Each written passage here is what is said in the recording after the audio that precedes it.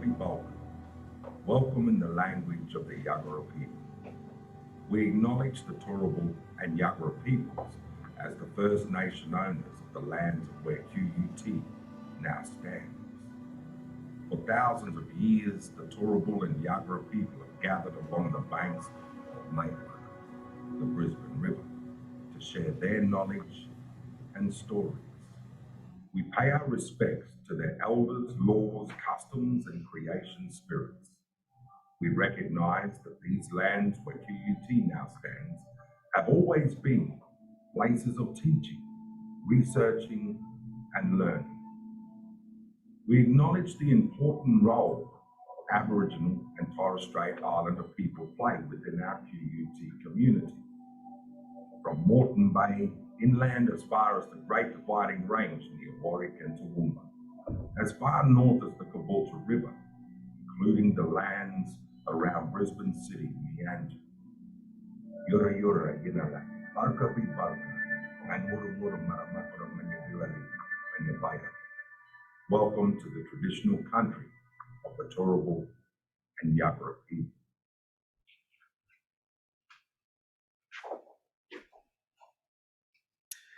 And QUT acknowledges the Turrbal and Yagara as the First Nations owners of the lands where we're meeting today and pay respect to their elders, laws, customs, and creation spirits.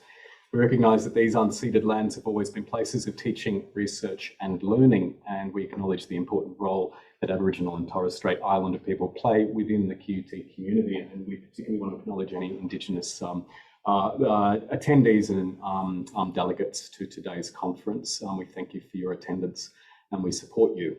The invitation, I think, of an acknowledgement of a welcome is to come with respect, as I understand it. And so one of the things that we can do, I suppose, to honour and meet that welcome is to do so and come together today, online and together, with respect and for each other's ideas. It almost goes without saying. But also to come with a sense of purpose as well. And for that, today that purpose is obviously to learn from one another. And we're learning from one another inherently, always. It's part of the language of why we come together in conference. But I think we're learning from one another is central to the whole thematic of this year's conference. And on that note, I would like to, without further ado, introduce our keynote speaker, Dr. Gretchen Coombs. Now, Gretchen, I've been charged with a certain responsibility. It's a sacred responsibility, perhaps. It's also an inaugural event, actually, that we will be presenting you. And I don't know if you want to wear it while you're presenting. That seems kind of absurd, but it's been that table to that you may want to, with an honorary terry toweling hat and badge. I'm holding it up for the people at home as well as in the room. And one of our fancy new T-shirts. We've been making a big deal about these at the conference. Oh, hang on, I'm holding up a blank T-shirt. Oh, it's on the sleeve, sorry. Subtle. Check the merch, Charles. And so I offer these to you at the commencement of your talk rather than at the end, because that's what I was told to do. And but also as an acknowledgement that you've also travelled the span of the land to be here. And for those of you who may not know, Gretchen's actually delayed an international flight, international holidays, in order to be here and present on today's keynote. So we're extraordinarily grateful for it. Before I say anything more, I would just like to invite you to the lectern, please, Dr. Gretchen Coombs. Thank you very much. We should give her a clap. Do you want to, I have to put this on a minute? I might wait for my finale, or encore, I should say.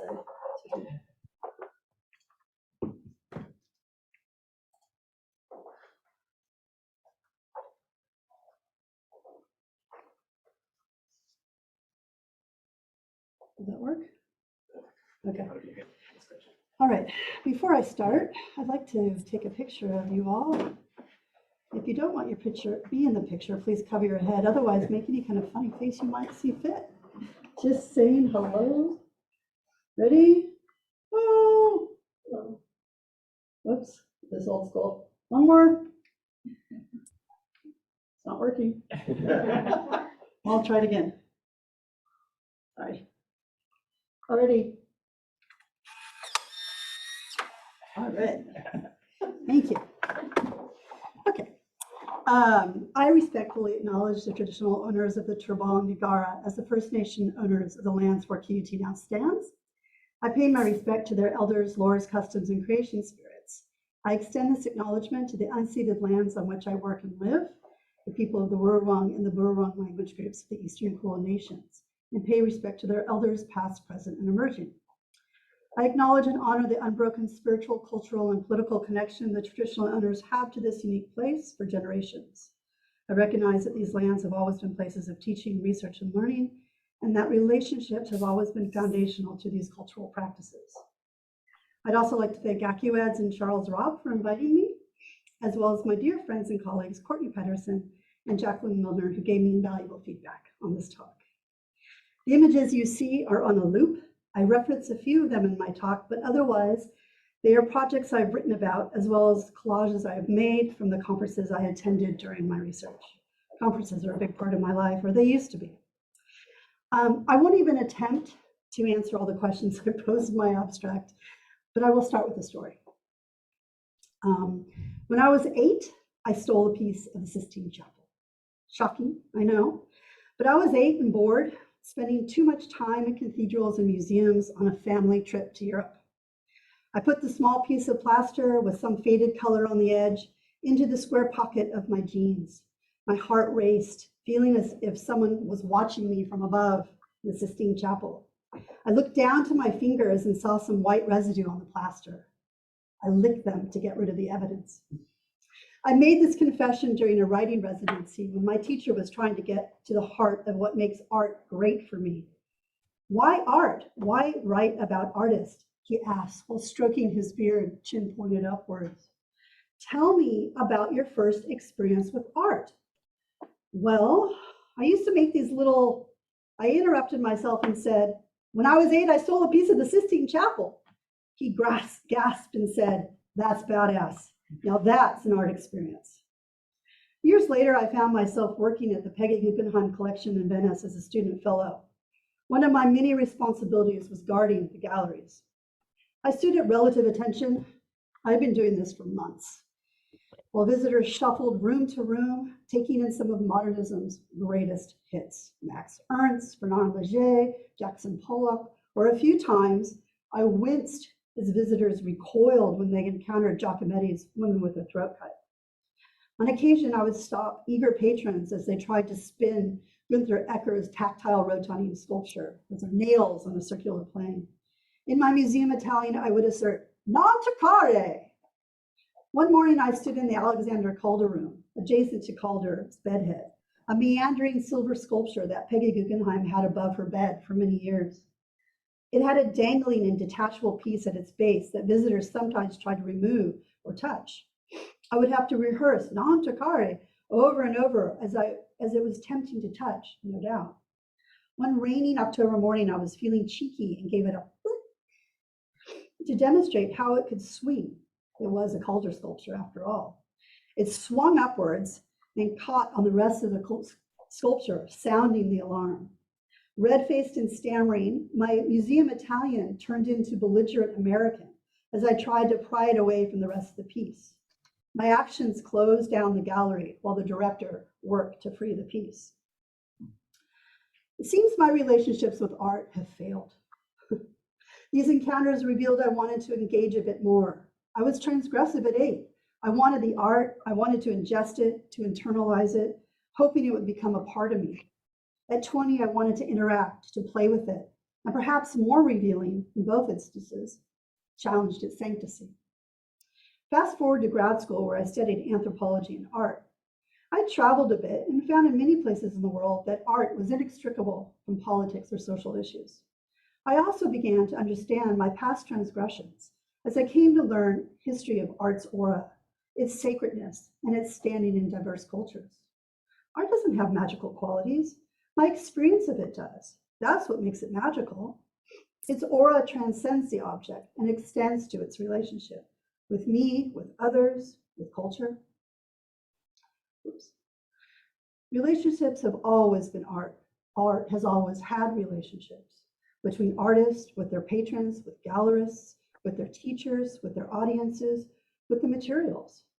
These relationships make or break careers, fund projects, reinforce privilege.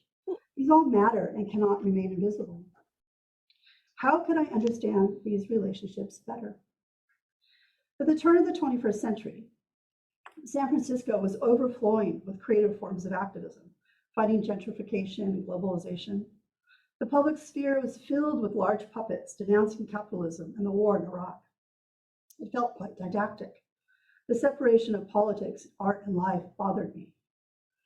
But I was in the Bay Area, and I know activism and protests have their purpose and are steeped in its countercultural history. But I felt contemporary art could do more. Things changed one day when I wandered into a gallery and left with a black and white poster of a bird soaring into the abyss of clouds. I'd taken it from a large stack of Felix Gonzalez Torres prints. I felt that rush come back to me that I had when I was 8. This time it wasn't a transgressive act. This art can come with me. It needed my interaction with it. What I was soon to understand as relational aesthetics certainly had me curious. The social relations it could produce between people and art, the forms of exchange that seemed so promising. Yet there's nothing like a grad school seminar with Andrea Fraser to bring that critique into sharp focus. Rightfully so, there's a lot wrong with relational aesthetics in Borio. I don't need to rehearse it here again.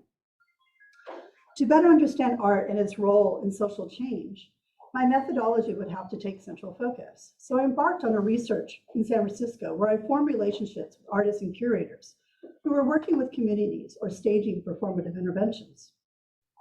I employed ethnographic and feminist methodology that took into account theirs and my lived experience of art. My encounters took place in studios, classrooms, residencies, driving with artists in cars, drinking with artists in bars, but perhaps more importantly, at conferences, where they present, debate, detangle the complexities and problematics of socially engaged art, often labeled in its institutional context, art and social practice. I want to emphasize the artists in these spaces worked at the intersection of art and politics, and sometimes this was in the form of performance, installation, as well as long-term projects with communities and publics. Sometimes they were documented and reconceptualized for galleries and museums, but more often than not, their acts remain in the public memory. Artists help me understand the affects and effects of art, the complexities of working with material and forming social relations. These exchanges were material and dematerialized. They both made sense and they both mattered. Overall, my relationships with them, they with each other, and with their practice were all forms of togetherness, working for social equity and justice, balancing carefully on structures of care, and dismantling rigid forms of caring practice. In my research, I put aside the argument that socially engaged art relegates the arts to the sidelines, obfuscates social movements, or function as respectable. I put aside the reality that changing individual consciousness does not constitute efficient political action to achieve social change. I put aside for how power can maintain itself quite nicely. I feel content to simply think about an alternative reality, aware of an issue after engaging with art. I have done this because while the artists I encountered demonstrated a judicious relationship with art and politics, I also external headphones. That is to say, no matter how creative practices are disassembling and reinventing social processes, Why? of being neutralized and co-opted by its institutionalization and overburdened by its instrumentalization. But it's coming through here as By well. academic language, It says, I clicked that. and perhaps more importantly, a largely unexplored relationship. Or I had to give up. I couldn't work it out. Sorry, everyone. Can we just ask the delegates online to switch their mics off? That would be great. Oh, hang on. You may have tricked it. Why does that? Just gotta flick the switch. Oh, it's like, oh my God. I do that on Oh.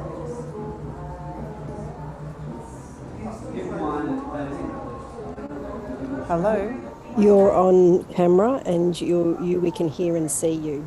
Okay, I'll get out of it then. That's probably the best thing to do. Okay, thank you.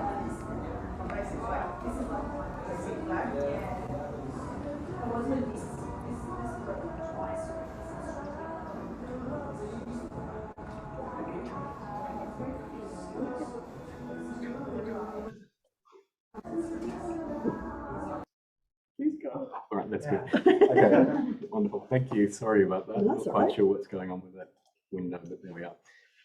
Okay, We resumed. Sorry. I paused at privilege. What a great place to pause. Okay, yet this field, socially engaged work, has made an attempt to be responsive to the critiques that have been leveled against it. I witnessed the heightened visibility of issues of gender, race, and ethnicity at conferences, which suggests that many people within the art world are beginning to step away from what is comfortable to make space for what is critical. Decolonial practice is taking a much needed, increasingly central role in pedagogy, research, and exhibitions, which can only broaden the scope of what is possible and what can change. Groups like Post-Commodity and Decolonize This Place, along with countless other artists and activists groups worldwide, are confronting land rights and Indigenous sovereignty with passion and deliberation. So, the results of this 5-year research culminated in a book, The Lure of the Social Encounters with Contemporary Arts. Artists. I wrote stories of each of the artists, layered with my reflections on the major conferences I attended. My stories were not only sites of exploring their art practice and its meaning, but as a process of forming ethical relations. I collaborated with each artist on their own representation and folded in my own experiences interpretation of our relationship and my relationship with their art. It was quite messy. I was inspired by feminist scholar Donna Haraway, who encourages us to stay with the troubles of the present, in that we should think with them and tell stories of those troubles. This allows us to reconsider how we understand artists, art, and the world, and how we construct it and begin to imagine it differently. While art alone cannot adequately challenge abuses of power, its tactics and strategies can open up critical spaces and access points and set a course to transition from thought to action. This reconfigured understanding of aesthetics binds itself to politics, giving way to the ineffable experience of art. These forms of sociality, ways of interacting with each other and with art in the world, which are not always understood as being political. What is important here are the ways we can continue to ask, is it useful? Does it create harm? Does it do what it claims? Do the methods or process work for social change? Whose voices are being heard? And who is in the room making decisions? Maybe social practice isn't a thing anymore, at least not like it was when it hit its height, for me around 2017. By now, it's accepted that social practices are something different, but not unique. Socially engaged art has to some extent been consumed by marketable residencies, MFAs and grants, demand for evidence of impact, or has faded away as the next genre steals the spotlight on the art world stage. Documenta 15 brought some of these issues back into the post-COVID world, hungry for art viewing. Its decentralized curatorial practices, accusations of anti-Semitism and vandalism. And certainly the recent direct actions or suit protests involving food thrown in artworks in major galleries or activists gluing themselves to walls to bring attention to the climate crisis brings the conversation about tactics back to the fore. These recent events are not necessarily creative forms of activism or even art at all, but may indicate that in our post-COVID world, subtlety may not have a place.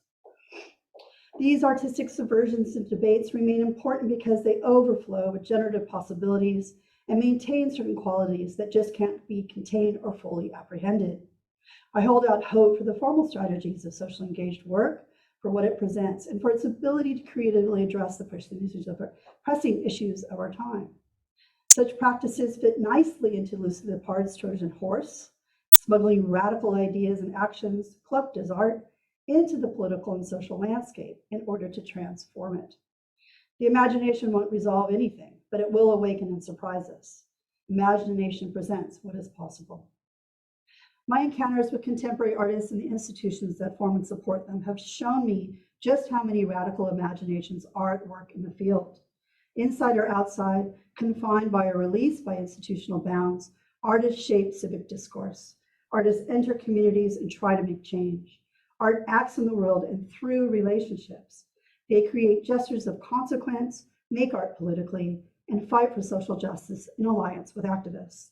Their intent is to keep the utopian vision alive rather than betray a future that has not happened. They bring art into a space of immanence where creativity and equality might yet write the storyline of our future. That was the last line of my book. It makes sense here. And then came COVID. And here we are back, sitting in rooms, talking about art, design, making connections, theories, relationships, drinking tea after, and scribbling ideas on notebooks. As I've outlined, relationships are at the core of my research and writing, but I want to shift something that surfaced during the pandemic: care. Even before 2020, several conferences and/or panels at conferences addressed care from multiple perspectives: urban planning, curating, design, socially engaged art practices. Care has even entered the methodological and ontological realms of academia, citing care ethics and approaches that will lead us to care, act with care, and importantly, enact care through our social practices. Care is a simple four-letter word that gestures toward a better world for all. There's an affirmative character to the term. It's innate normalization of good. It's ameliorative intention. It's almost obvious. Care as a concept is being used in so many contexts, invoking feminist discourses and philosophy, providing alternatives to capitalism, and a social ontology for relational living. How care is discussed is constantly in transition, subject to social relations, situations, and political contexts. Contemporary care-focused art projects highlight some of the complexities imagined in the international cultural landscape, which appear across zones of indigenous land rights, environmental activism, immigration, domestic labor, and incarceration. As we move towards increasingly complex political and social entanglements, the complex healthcare needed as societies age, complex understandings of ethics and aesthetics is required, and care as a diverse set of social practices can take central focus. I recently co-edited a book, Care, Ethics, and Art, with Jacqueline Milner. The authors and artists reflected on their experience and raised questions about the value of facilitating social relations through care, the nature of intimacy and power. These artists explored the caring from the perspective of curating, neoliberal university practices, and performance. The book is cut through with tensions of the art world and the social and economic issues confronting artists and culture at large: displacement, gentrification, low wages, a pandemic, along with questions of how artists are to live and work within these conditions. We focus on feminist activist methods, which sees experience as a legitimate basis for the creation and value of art, prioritizing non-hierarchical relationships, deep listening, collaborative practices, meaning over form and style, and caring for our more than human relations. Perhaps more centrally, it is based on relationships, the experience that emerged from the art practices with materials, with communities. While affirming how care is performed in this context, we also acknowledged how care may be reified through neoliberal forms of governmentality. Socially engaged practice, relational aesthetics, and care relations sharpen our focus on relationships and lived experience. But we need to be aware of its limits. We included artists and authors who offered alternatives to these rarefied relationships. So, I wonder, has care been reified? Maybe. We academics, artists, and critics do this well. It has happened to the best of those concepts we hold dearly. So much so, we often suffocate the meaning out of them. Community became everything and everywhere.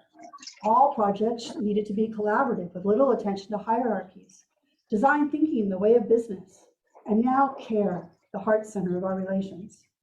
For me, the prevalence of the term care abstracts meaning and practice, bringing intention and action into the same space when they really aren't always going in the same direction. Paying for carbon offsets suggests we care. Our intention is to offset bad deeds by planting trees. This really is an action.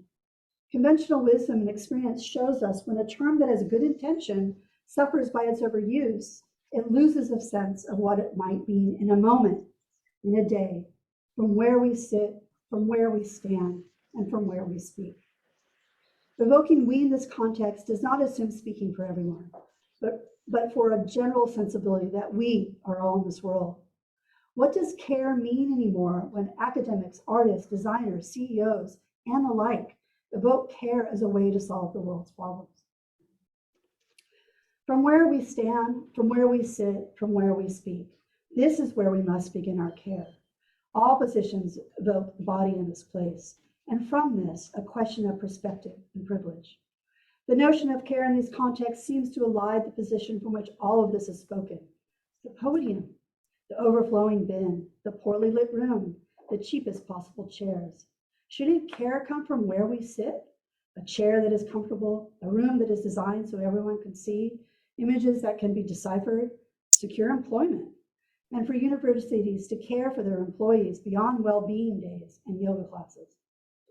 And finally, in Fred Mutton and Stefano Harney's The University of the Undercommons, they challenge the ossified spaces of learning and recommend dancing, talking, walking, working with people, the loose forms of sociality where the incessant and irreversible intellectuality of these activities is already present.